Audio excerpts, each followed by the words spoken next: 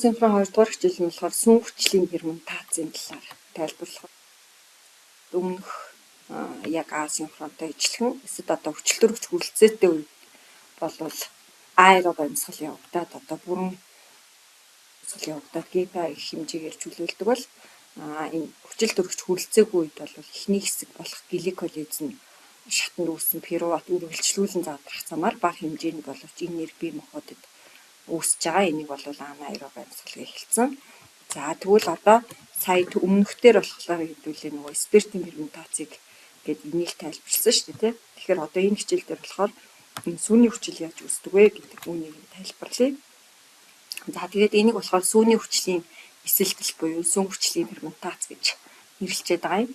За тэгээд өмнөхөөс юугаар ялгаатай гэхээр пируватаас үүсэх эцсийн бүтээгдэхүүнээр ялгарна гэсэн үг. Тэгэхээр одоо нөгөө глюкозоос гликолизод ороод энэ пируват 2 мол пируват ингээд үүссэн байж байгаа 3C-тэй.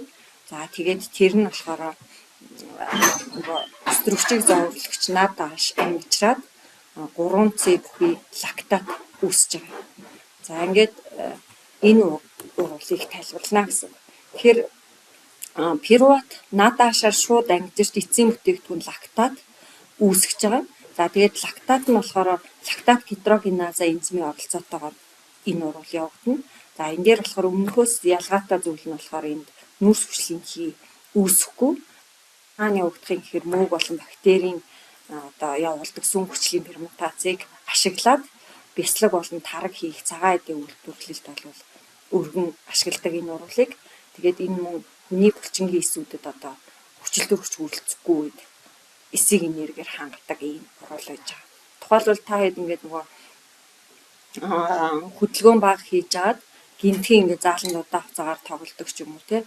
Өдөр болгон зааланд тоглодог бол тэхгүй байж агаад ингээд нэг зааланд тоглохоор булчин өвчөө ороод идэг гэдэг нь одоо булчинд сүүний хүчил хуримтлагдаад байгаа гэсэн. Тэгэхээр одоо энэ дээрээс ингээд харах юм бол нөгөө 3C бүхий одоо пируватаас болохоор лактат дегидрогеназа энзимийн оролцоотойгоор энэ 3C-тэй одоо сүүний хүчил үүсэж байгаа юм урлаа гэсэн. За үүнийг бүгдээрээ энэ бичлэг дээрээс харъя.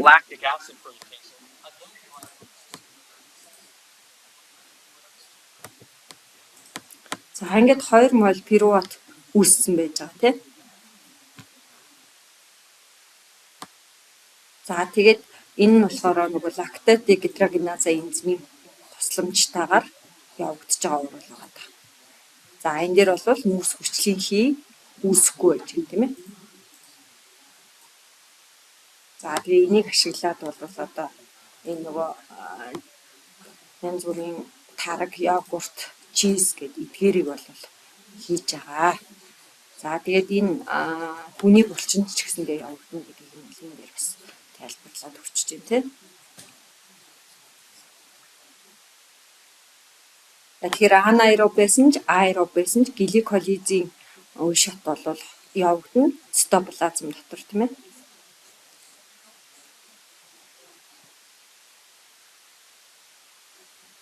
За тэгэхээр одоо нөгөө нэг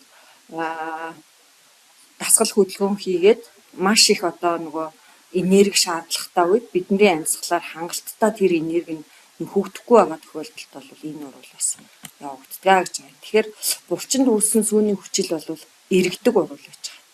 Одоо бид нар ингээд нөгөө удаан хугацаанд хөдөлгөөнгүй байж байгаад өвчөө орсон байгаа. Тэр чинь ингээд 1-2 хоногийн дараа зүгээр болчихдаг шүү дээ, тийм.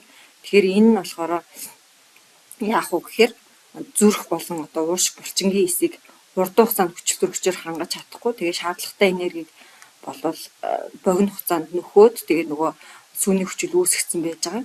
Тэгээд тэгэнгүүт нь яах вэ гэхээр нөгөө булчинд хуримтлагдаж байжгаад буцаагаад хүчил төрөгч хангалттай болонгууд энэ урвал бол сүүний хүчлийн задраад одоо явдаг гэсэн үг. Тэгэхээр одоо энэ дээр нөгөө сүүний хүчлийн ферментац болон спиртийн ферментацийг нь харьцуулаад үзэх юм бол сүүн хүчлийн ферментац бол бичил биетэн одоо бактеритэй сүүгээр божигчдын булчинд явагддаг. За тэгээ сүүний хүчил үүснэ. За энэ спиртийн ферментац нь болох юм бол хөрөнгө мөөг. За тэгээд ихэнх бичил биет ургамлын зарим мэдүүдэд явагддаг. Одоо үр гэдэг юм тий. Эцсийн бүтээгдэхүүн нь бол этанол нүүрс хүчлийг хийвэдэг байж байгаа. За энэ хоёрын хувьд бол хоёулын дээр нь ижилхэн 2 мол ГПА үүсдэг. За тэгээд нөгөө яг энергиэр илэрхийлэхээр 210 кJ энерги үүсдэг гэж. За тэгээд энэ хүү одоо мэдлэгээ баттгаад дасгалаачлаад үзээрэй. За тэгээд гэрийн даалгавартаа болохоор энэ хүү дасгалыг хийнэ. За мөн одоо энэ Mozo Web дээр байж байгаа энэ линкийг бол бас хийгээрэй.